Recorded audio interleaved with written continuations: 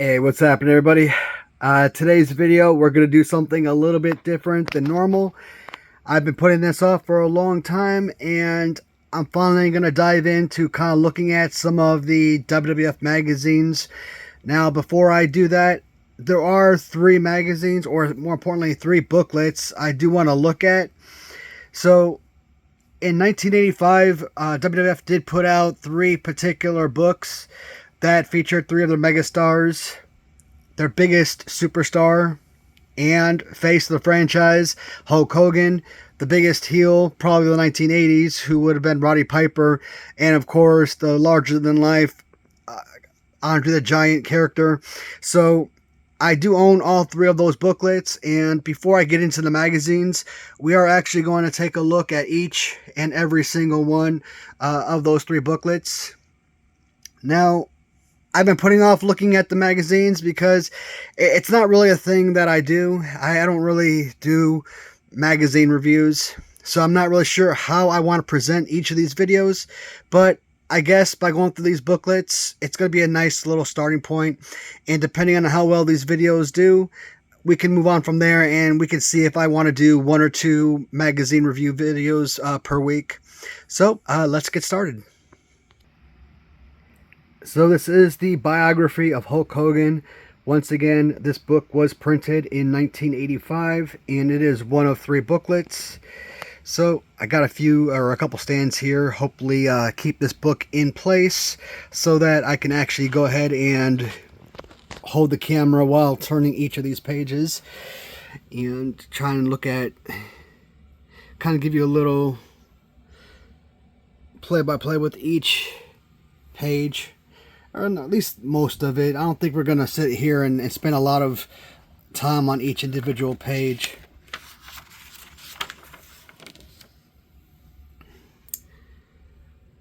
Alright. I'm not going to read this stuff out to you guys, but I am going to give you a few seconds to read off a few of this little beginning part. 1985, copyright Titan Sports. Titan Sports does all the releases for both LJNs and Hasbro action figures, of course. And this is extremely difficult with one hand. I might have to sit here and pause in between each individual page. Or I might just hold this now. I think I'm going to pause in between. Alright, we bypassed the introduction page.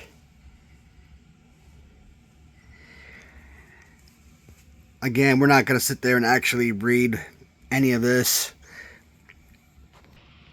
I think when it comes to these booklets and magazines, I'm mostly centered on the pictures and the matchups. But I do want to take a break to read off this one section because I think that this is kind of important to history here. Hulk Hogan is the 9th man in more than 20 years of WWF history to capture the coveted World Championship belt. He defeated the Iron Sheik on January 23, 1984 at Madison Square Garden in front of a crowd of 26,000. Hulkamania has been running strong ever since, and if the Hulk and his legions of loyal fans have anything to say about it, the belt will be his for many years to come. Kind of an interesting thing. When you actually look at Hulk Hogan in like the 1980s. Heck, find some earlier pictures of him. Look at him in like Japan and in AWA days or for like 1970s. I don't know what it is about Hulk Hogan. The man has always looked like he was a 40-year-old man. Even when he was, at age 20-something or early 30s, he looked like he was in his 40s or 50s. What's up with that? Now, obviously, that's no shade to Hulk Hogan. The man is my all-time favorite wrestler, but... some photographs of the Iron Sheik, who would go on to become Colonel Mustafa in the 1990s during the Iraqi War when he was rebranded. And we know the Sheik Al-Qasi from the AWA days was rebranded as Colonel Adnan, General Adnan, and he was the manager of Colonel Mustafa, aka Iron Sheik, as well as Sergeant Slaughter. And I always found it fascinating how an Iranian man was portraying a Iraqi soldier. Next page, we take a look at the Hulkster. And the one downside of these booklets, you never see any color in them. They're all black and white. And when I see a picture like this, that's terribly at his greatest. That's probably like the youngest I've ever seen him. Now, my one and only Hulk Hogan story isn't really a Hulk Hogan story, only because I don't even know if the person I met was Hulk Hogan. So, in, I don't know, early 90s, 92, let's say, I was 7 years old, and maybe it was earlier. Shoot, I don't even remember. But 91, 92, 93, I want to say 92. 92 seems about right.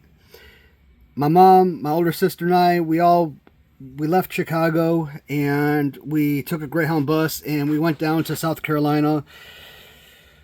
What city? I don't know. But we went down to South Carolina because that's where my uncle and cousins lived. And I remember at some point being on the Greyhound bus, and I couldn't exit out the back door. And this guy stands up and, hey, let me get that for you, and opens up the back door for me. I look at him and I'm like, holy crap, that's freaking Hulk Hogan. Now, mind you, I've been watching Hulk Hogan on TV for years. Have all of these Coliseum home videos and whatnot, so I'm old enough to know who Hulk Hogan is, and this isn't just a man that looked like Hulk Hogan. No, to me, 100% guaranteed, I thought that was Hulk Hogan. But again, I was so young that I don't exactly have the greatest memories in the world, so I really can't say with 100% absolute certainty that that's who it was. But if it was, man, to this day, I still hate myself for the fact that I never sat there and asked for a picture or an autograph or nothing, man. Or hell, just like, hey, huge fan, nothing. But at 7 years old, you really don't know to really say all that stuff, you know. You don't really think about it when it's actually happening at that time. But it's just something that you think about when you're an adult. Now, this is pretty cool. I like this. This is like Hogan. Looks like he's at like a toy store or something. Probably. So if this book was released in 85, this is probably like the release of the LJNs in 84, early 85.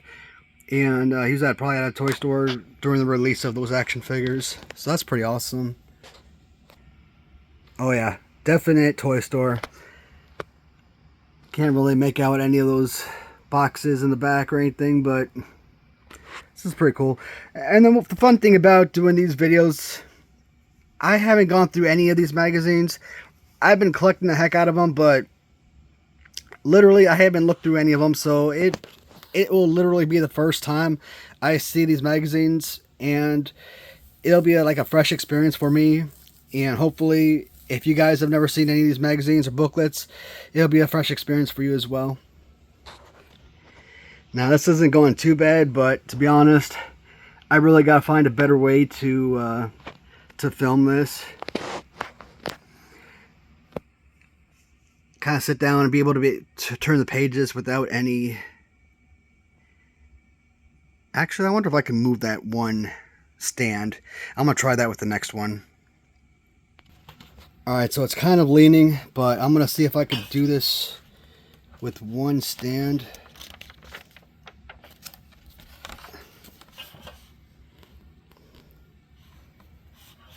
Nah, not going to work.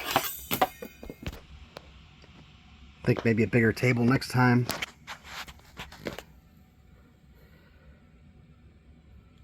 Alright. Try and give you just a little bit of... I think some of these little small paragraphs might be important to read, so... Not going to go over everything, but a little fun things here and there.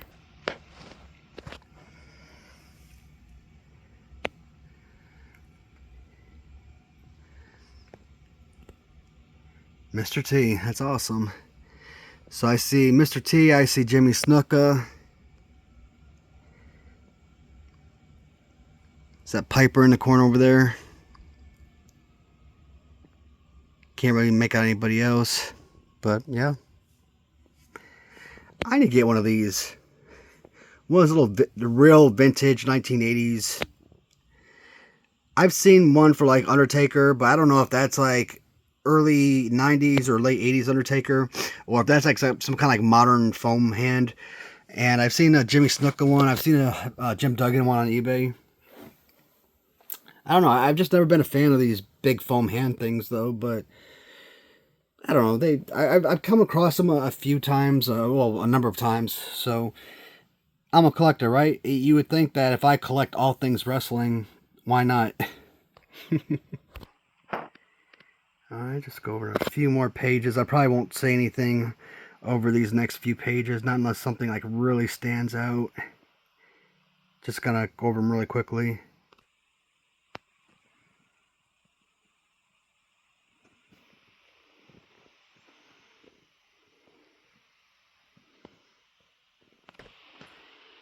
Well, this is 1985, so you know it's Hogan and Mr. T against Piper and Orndorff. Couldn't make out the other person, but that's exactly who it's going to be. Since this is a WrestleMania match. So, I don't know where I heard it. I don't know if it was like Bruce Pritchard or someone else, but during one of those podcasts, I heard somebody talking about how like Roddy Piper like really attacked Mr. T, how he didn't like him at all in real life. Can anyone confirm if that's like a true story or whatnot? Because Roddy Piper is an awesome actor, right? So you would think that his relationship with Mr. T was very professional.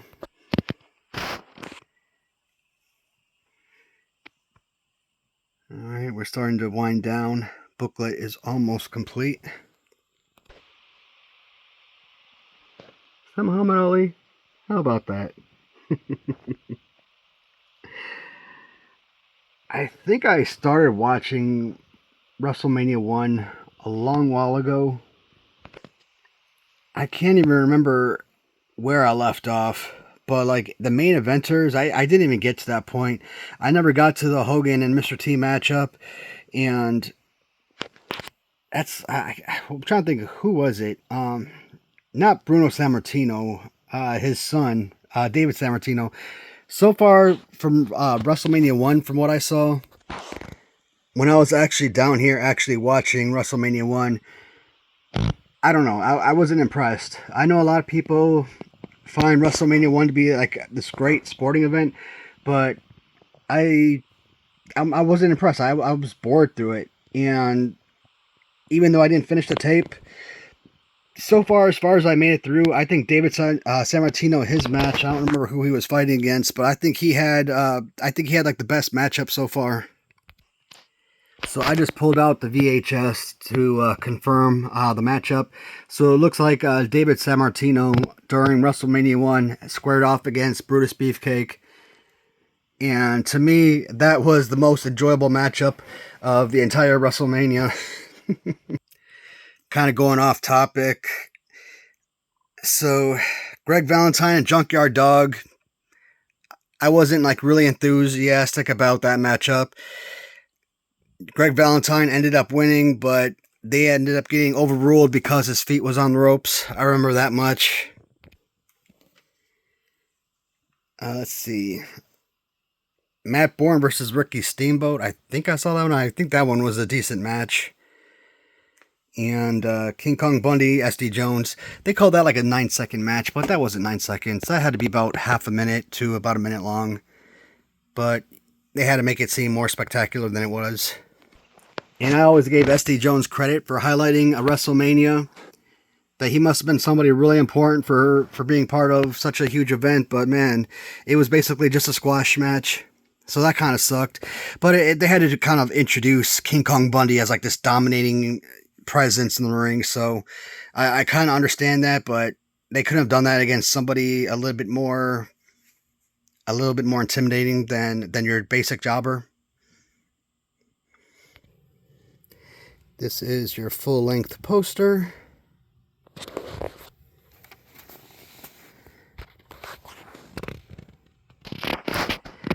And looking at this tape, the Executioner versus Tito Santana. It's kind of weird that the first WrestleMania I went back to watch was WrestleMania 8. And it featured Tito Santana squaring off against Shawn Michaels in the very first match. And then I followed that up by watching WrestleMania 1. First matchup, Tito Santana again. WWF just really loves highlighting WrestleManias with Tito. And I don't know. Tito, he was just never one of my favorites. Of course, I remember him more as El Matador than anything else. So that was a little bit different. Hogan going after Brutus. Kind of funny that Hogan and Brutus were like best friends in real life, and Hogan actually brought Brutus into the WWF, and then Brutus actually followed Hogan to WCW later on.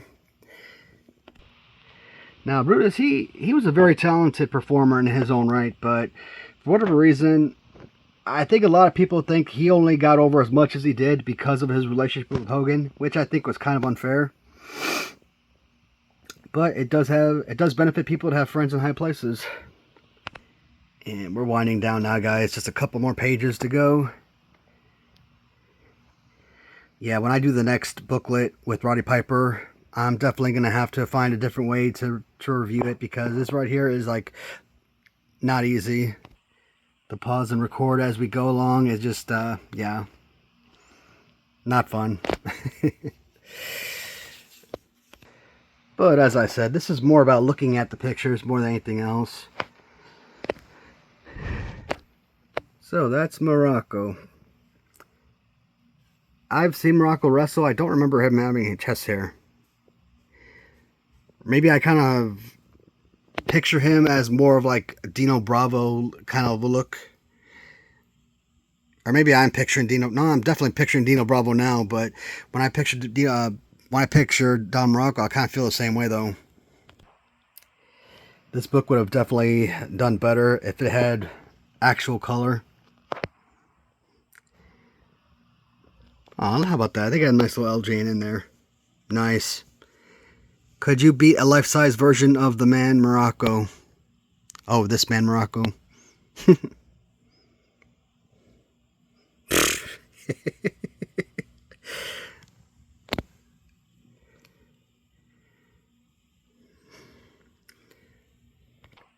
Well, they heeded my advice, but too little, too late. This is your back cover. Well, not your back cover, but the inside of the back cover. And collect all of the biographies. Hogan, we have Piper, and we have Andre. Shoot, $5 for these magazines? I can promise you when I bought these off eBay, I paid a whole lot more than that. Dang. But yeah, man, this is this was a good book to have, I think. And I'm really excited to actually go through the other two booklets with you guys. I don't want to look at them until I see how well this video does, because I only want to look at them on video with you guys. That way it's all kind of like a first time experience. And I think I want this look right here. Hulk Hogan with this. Actually, yeah, there's a one where he has like with blue trunks and is it red boots he's wearing? I gotta get a custom of that for a Series 1 figure. But guys, this is my first time reviewing any kind of booklet or magazine, so don't judge too harshly. Hopefully this was a somewhat fun experience, and if this is something that you guys would like me to do more of, please let me know. And I am going to hopefully look at all three of the biographies over the next several days, and depending on how well these videos do viewer wise, if they do pretty well, then yes, I will make the magazine, WWF magazine reviews, a staple of the channel. And I won't do it just once a week. I'll probably do it a couple times a week. And it may not be my main video of the day. It might be like the secondary video. Generally, I don't like doing 2 videos in a single day, but I've been adding more videos because of I don't know, if I have like a compilation video or something, I feel like it deserves to have a secondary video, something more channel pertinent. So guys, that's it for now. As always, thank you so much for watching, and until next time, goodbye everybody.